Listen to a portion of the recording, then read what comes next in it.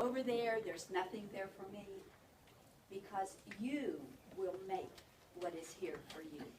And don't you ever forget that. I loved teaching the day that I left, as well as I did the day that I began. And I think that if I were in the classroom with you today, I'd probably love every single one of you. So have a wonderful year. Listen to Mrs. Durer and Mrs. Molinax and Mrs. Varner and Mr. Crane, because believe me, they know what they're talking about. Thank you so much for having me here today. We met in Fairmont, so it would be neutral territory, so that it wouldn't be anyone's hometown, since we were coming from 5 different communities. I'm going to say there were probably 4 or 5 representatives from all the schools. North Marion was kind of a no-brainer. We were in the northern part of Marion County, but then we went through some different things, some colors. You know, we didn't want to have blue as a color because East and West Fairmont used that. We didn't want to have anything with the collars that the existing schools already had, so there wouldn't be any kind of favoritism. So that's how we came up with black, silver, and white. I think some of the different mascots, we talked about miners, and we just thought Huskies had such a strong presence that it would be, would be a thing. I don't think they were thinking in terms of what the mascot would look like or anything. That's why they chose a dog. But there was just, it worked well with the black, gray, and silver, I think, too. So that was pretty neat. I had the opportunity to be here when we won some major championships in sports that kind of gave us some recognition. And they're talking about being just one big family, but that first year might have been a little rougher. There might have been some black sheep in the family, I have to say, that we kind of had to do the edges a little bit. And I would suppose that if you had been at a school all these years and your very last year you had a transition, there was going to be some hostility maybe. But once you got those people out of the way, I think it made a big difference. So. I will have to tell you that Mrs. Varner was my 10th grade teacher, where we dissected frogs and things like that. So that was pretty interesting too. So like I said, I hope you enjoy your time here. I'm sorry for the jokes that. Don't mess up my joke. But she was, Miss Varner was here from the very beginning. What Miss Ellie said about the cardboard. We carried the cardboard out. I came here to work in 1978, December 78, and worked here all winter. I helped hang all the doors. I just can't go on and on about how much we did. Richard Hayes lived right across the road here, and he was a carpenter. I was a carpenter. And Richard only has one eye, but he was so fast putting that hardware together. I was leaving out half the screws, and I told him one time, I said, I'm going to have to come back at night to put in the rest of my screws just trying to keep up with you. But I think he has a grandson here on the football team now, too. But it was a great time. We came here and went to work, and as they said about as the communities came together that first year, the first couple of days of school, and North Marion already played 2 football games before the school opened because it wasn't finished, and we had a 2-week delay there, and people were very upset, but it all came together. Y'all know who Shelton Tennant is? Y'all know him? Well, he had a brother named Donnie, and Donnie was about a nutcase, and Donnie would wear a cape and run around the field, and they called him Mr. Husky. Y'all remember that, yes. But as far as the football program, and Coach Michael and the coaches all put that together, and that kind of put us on the map here. And one day, before school ever started, Mr. Ray Hedrick, who was the assistant principal, came over from Fairview, and I had him in high school back in the 50s, and he had these signs in, and it said North Marion Huskies, and had a head of a dog on it. And they were like a sticker to go in your windshield. And I said, Mr. Hedrick, can I have one of them? No, you can't have one of them. It costs you $2. So anyway, I think I was the first guy that got one of them to put in his truck. And I was pretty proud of that. Also, I'm the first contractor that they paid to work on the football field. They had built the one side, and in 68, a guy by the name of Homer Orr and Anthony Arcure came to my house and asked me to come up here and work with the woodcutters. They accepted a major challenge. And it wasn't only the students from all of these schools that accepted that challenge.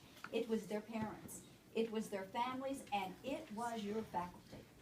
There we were. It wasn't just the students coming in from 5 different areas. It was the faculty coming in from 5 different areas. And we had to work together and work together really, really hard so that one person would not say, oh, that's my Fairview English teacher and I want in that class. Or that's my Monongah English teacher and I know he or she is better than the Farmington English teacher.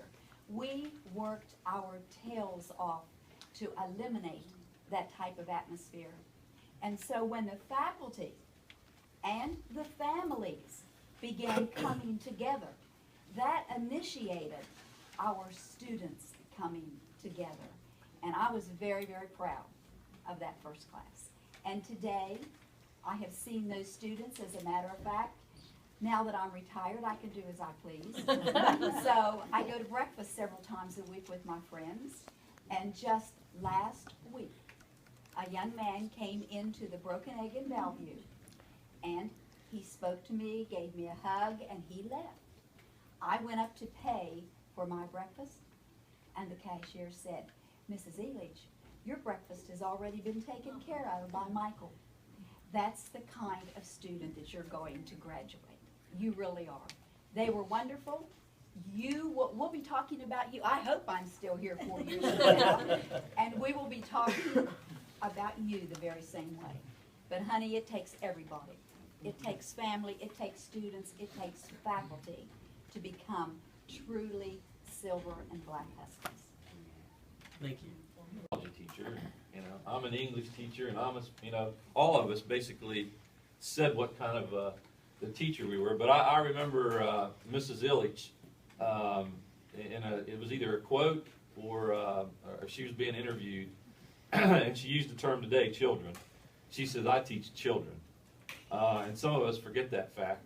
And there are many teachers here that, as I said initially, that we were mentored by as young teachers, and they brought us along very, very well. So I've shared that quote with numerous people because anytime they ask us, what do you teach? Even as a college professor, they might ask, what do you teach? And you say the subject versus the students or the children. And sometimes we forget that fact. And you have 2 excellent teachers here that I had an opportunity to be a Dedicated students, hard-working students. I don't know if that had something to do with the fact of them coming from so many different places. Everybody wanted to be the best. Want to be the best at whatever it was they did. And I mean, they took no seconds. They didn't want that. They didn't want, and it was to have the competition among the students that we had here was second to none. And that's what I would love to see come back. I say it every year at the freshman orientation for each one of you to please bring the best that you have to offer here to us. Bring us the best. All the bad stuff, let it go. Because these are going to be the 4 best years of your life. Right here, starting in the 9th grade. So if you start off on a good plane, hey, you're not going to do anything but get better and better and better. And that's what we had. And that's why these folks can attest to the fact that we have some good stuff out there in the world. And I am thankful that I got the opportunity to be a part of it. And I don't want anything but the best for you all. So that's what I was hopeful. That was cattails, a swamp down there where the baseball field is, and there was no sign or any inclination of the football field that you guys see now. Matter of fact, there wasn't even a facilities building when we rolled up. Our gym class played flag football down there in that too. We were tough then. Like Jack. Yeah, we played down there in the cattails and the cold chunks. Hey, does somebody have Any Huskies in the house? Thank you. How many of your parents know me or had me? Oh, yeah. Grandparents? Shut up. We're close. We are close. I hope I'm able to be around out here for the grandparents. Probably won't, I don't know about too much right now, but yet and still. Guys, I just have to tell you that you are truly, truly blessed to be a Husky. You're truly blessed. When we first started here and your parents came, and these young folks here will tell you all about that. I'm sure they've told you they didn't want to come. They had their own schools, and they were happy and everything, and it was like it was a forced situation, and we had 5 schools that came here, and that first year, I tell you the truth, it was something to see. We had green and white jackets. We had black and red jackets. We had red and black jackets. We had blue and gold jackets. And we had gray and red jackets. There were no black and silver jackets here the first year. When you Not got a off the one. bus, when you got off the bus on day 1, they had us all assemble in the gym. And where did you go? You went to where your colors were. That's right. If you were blue and gold, you went to that group. If you were red and black, you went to where you were comfortable in those corners. So the task at hand was to get rid of the colors as quick as possible and get the black and silver on. That was the task at hand. Okay. We had to wear our phys ed clothes. That's right. We had. And that was part of their turn to get rid of the Bergfield colors, the Fairview colors, the Mannington colors, and get us into black and silver. And you keep that thought. And the deal is, that first year it was really something. It was just really. The only black and silver we saw was, like he mentioned, was the phys ed and the folks that participated in the band and the football team, the basketball teams. Those were the only folks that wore any black and silver. You see, they were the only ones. That happened for about a year. And that second year, we won that state championship, and you couldn't see nothing but black and silver from then on. And honey, you're talking about a strong Husky family. Hey, it was powerful. Your parents were the ones. And they came from places they didn't want to, but honey, they got here and it didn't take them long to become a Husky family. And the most important thing that I liked about it was the simple fact, coming from all those places, those were some highly intelligent people. And guess what? Everybody wanted to be number one. Wherever they came from, and honey, we had strong people. We had good folks. We had over 1,400 students here. You think it's a lot here now. Imagine walking through these halls with 1,400 students. And that's what we did. And it was awesome. It was awesome. One of the biggest things that upset me was the simple fact that we had, and Mr. Jones will speak to that again, I hope, we had every color in the book on our, every color in the book. Hey baby, you walk through the hall, there was red tile, green tile somewhere else, and purple tile on down that way. But when you come here now, you see black and silver.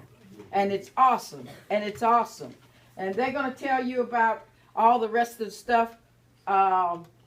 We had to walk in the mud, and none of those things that you have the opportunity to have, the baseball field, the football field, the softball field. And, hey, the gym wasn't even complete. Okay, we had to play up there. The football team had to run to Farmington to practice and then play down up there where them old polar bears are. Shut up, don't say nothing. Where them old polar bears are. She's a convert. And we working on it hard. And that's what they had to do. All of those folks worked hard. When you walk in that gym and you see all those state championships in there, we didn't have the stuff, they didn't have the stuff that you have now. You have it all laid out for you. These folks had to go through a whole lot of things, and they were great. So you have no excuse to not be putting your faces and your team faces on those walls in that gymnasium, because you are a step ahead of what they had to go through. Anderson, my question is for Ms. Bland. Which teacher motivated you the most, and how did they motivate you? So I'm a math teacher here and a cross-country coach. This was my math teacher and my cross country coach. I wanted to be Mr. Mason. And now I am. You are. You didn't get my room though. I didn't. No.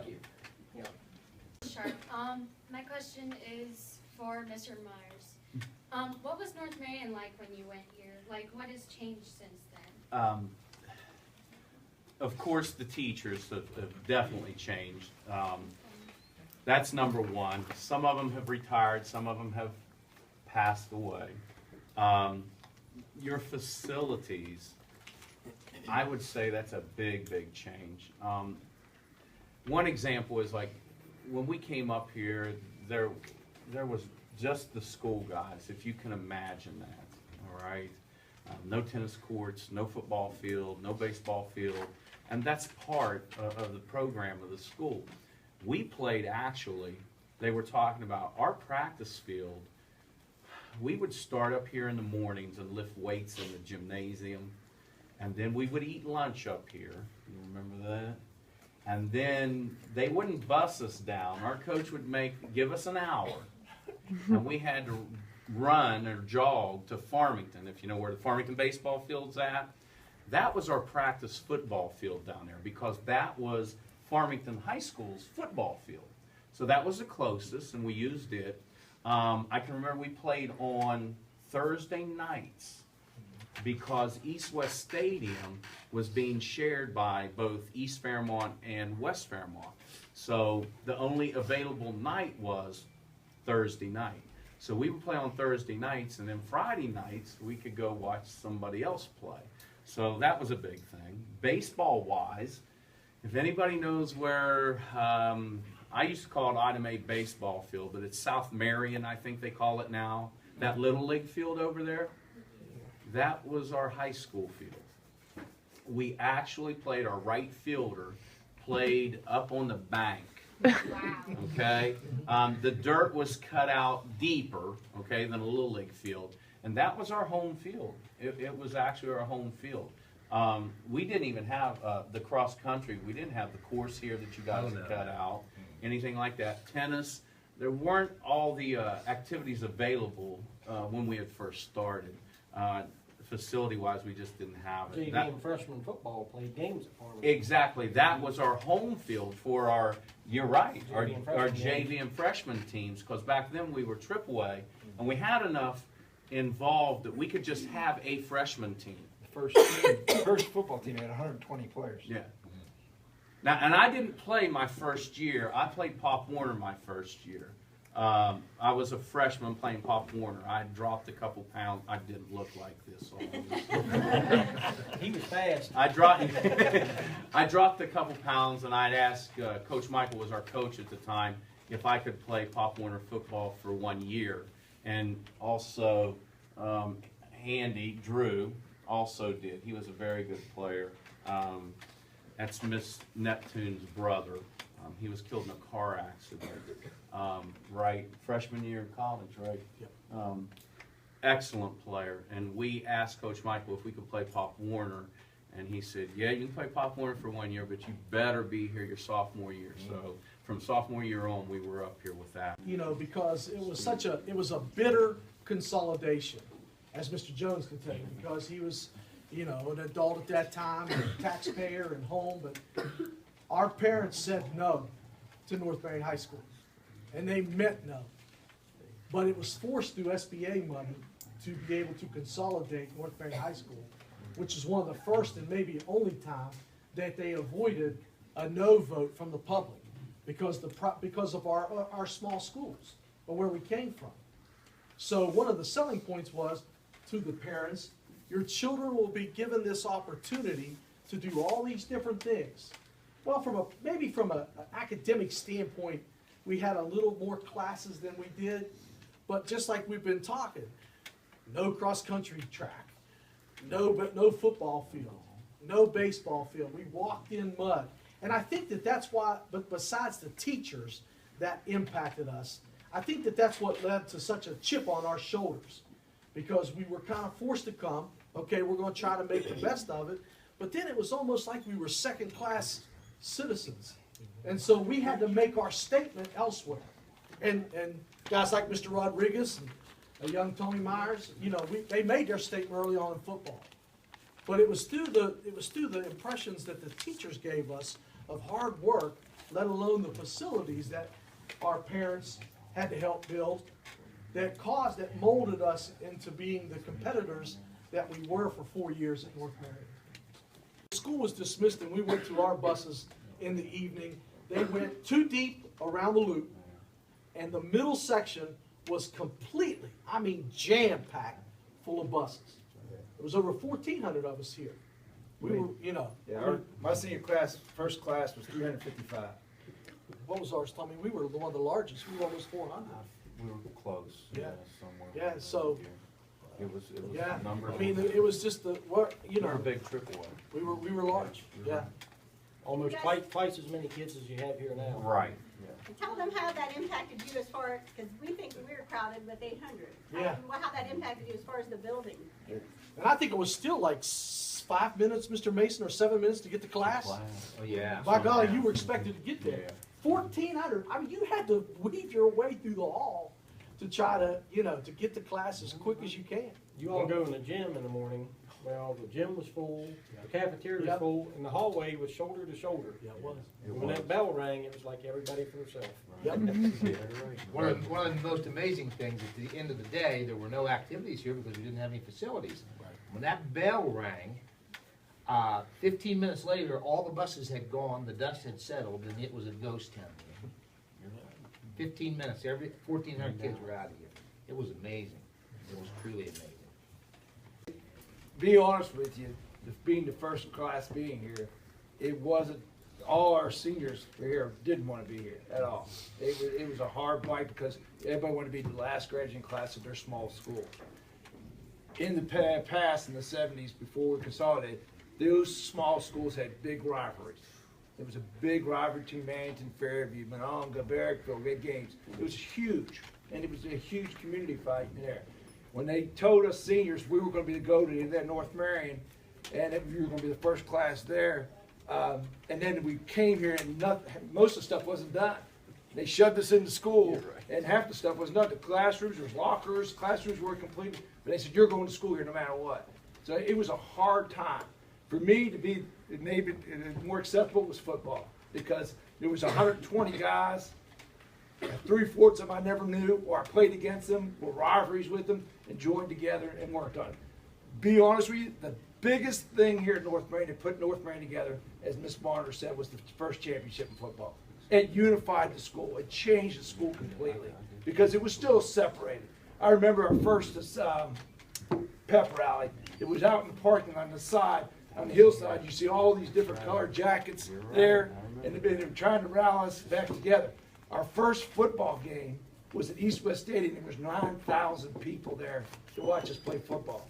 Okay, and you start to get that feeling and put it together. To give me more advantages here, the only advantage for me here was I got to take some biology classes, some science classes that I would never got at Fairview. Okay, so there were some classes here that helped me out in college. But all in all, the biggest change was the facilities finally got done, and now they're still working on facilities, and that's the biggest change here. Completely. How was that first day of practicing pads with all those guys? It was interesting. It was interesting. We had, when we were the first football team, we had 9 All-Staters from single A. They were on the team. Yeah, on the team. So there was a bunch of us. And what happened was there was a little bit of competition, a little bit of anger, because they were saying, well, there's more Fairview guys playing, there's more Mannington players. It was a little bit of a conflict. But as the team developed and went on, it got better and better. And of course, the next 3 years, it was phenomenal, because we had some great athletes here. And Coach Michaels was the leader to getting that organized. Oh, yeah. It's amazing when you talk about Mr. Rodriguez talks about, if you can imagine, I can't even explain, playing a game of football in front of 10,000 people. I can't explain it. At East West Stadium, there were people, I swear to this, we would tackle a polar bear out of bounds. Legally. legally. And we were put back on the field. People would pick you up from the sideline and put you back on the field. Because they were around the football field. They were 3 deep standing. That first state title, I think, was 12,000 people. I get cold chills thinking about it. People would go to the games and be at the stadium. What do you think, Mr. Jones? 4:30? Oh yeah, oh yeah. Game time was 7:30. People were waiting for the gates to open to run into the stadium to put their blankets down so they could save seats to sit like on a 50-yard line, best seat in the house. And it was that, I agree with you, that brought us together. And Mason can attest to that. Of course, we were students. We didn't know behind the scenes. It would have been interesting to hear and be taped some of those faculty meetings as that principal had to bring that faculty together first to become black and silver and then teach us as students to forget where we came from and become one family. Mr. Mason, I don't know, you were there? Oh yeah. It was a struggle with everybody because everybody had those allegiances to where they came from, as well as the students, but also the faculty. And you knew kids from your high school. If you were a former teacher at one of the high schools, one of the single-A schools, I know there were just bitter rivalries, even in the classroom. I said, well, you like these people better than you like, these people. But it was an exciting time, though. It was a very exciting time. I've always been a proponent of change. I like change. I like something new. You all should like something new. This is all new to you. You should embrace it. Traditions. Well, I can remember this. I don't know if you guys, do you remember after every game, we had what was called sock hops. Do you guys remember that? In the gym, we would have dances in the gym. You would take your shoes off because they called them sock hops because you couldn't be on the floor, gym floor, with your shoes. That hasn't changed. You would lay your shoes out here in the hallway, pay your $1, and you go in and stay and dance maybe after a game or so for a couple hours. Jukebox in there. And had a little music in there. Senior court. Senior court, yeah. Used to be senior court. Used to be senior court there. Did we have Thursdays every Friday? Just about every Yeah, I Friday. think we had more. Because remember, we had the competitiveness of what spirit class stick. would take the spirit stick. Yeah, that's right. That was a big thing. That would get nasty at times. Traditions, man. Not a lot's changed. Not a lot's changed. I mean, you win a state title. Do the walk. They play We Are the Champions, and they walk you around the gymnasium. Now, our first year, we won a state title in football. It was like we went to every community on a Sunday, and they had dinner for us. So we would go to Barrickville one Sunday, then we would go to Fairview the next Sunday, and they had all these dinners for us. And I believe you guys, I think they still get rings for state titles. That was a big thing. I'd never ever heard of it. I never heard of a state championship and you get a ring. Well, heck, I want as many rings as I could get. I'd like to have. I tell you what, I be honest with you. I personally think, and again, being an administrator and kids being more involved in school.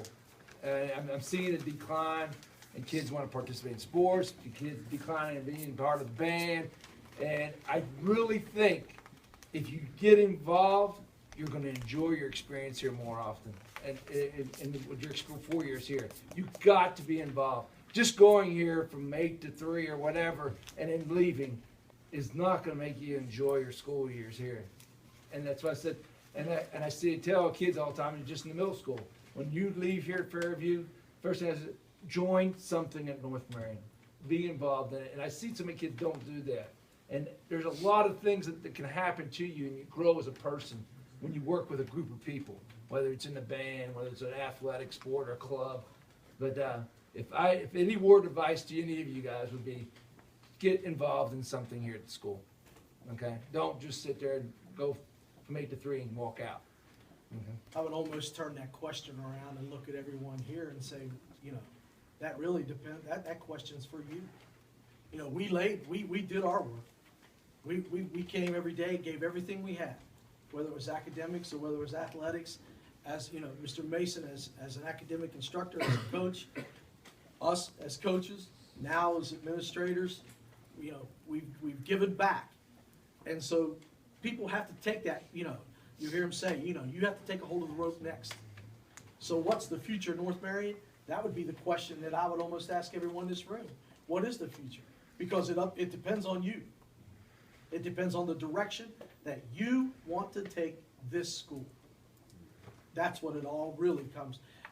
We can wish the best. We can say we want this and we want that, but that's just cheap talk. It just depends on the direction that this freshman class wants to take their school. And you know, if you don't play sports and you don't play an instrument, volunteer. You know,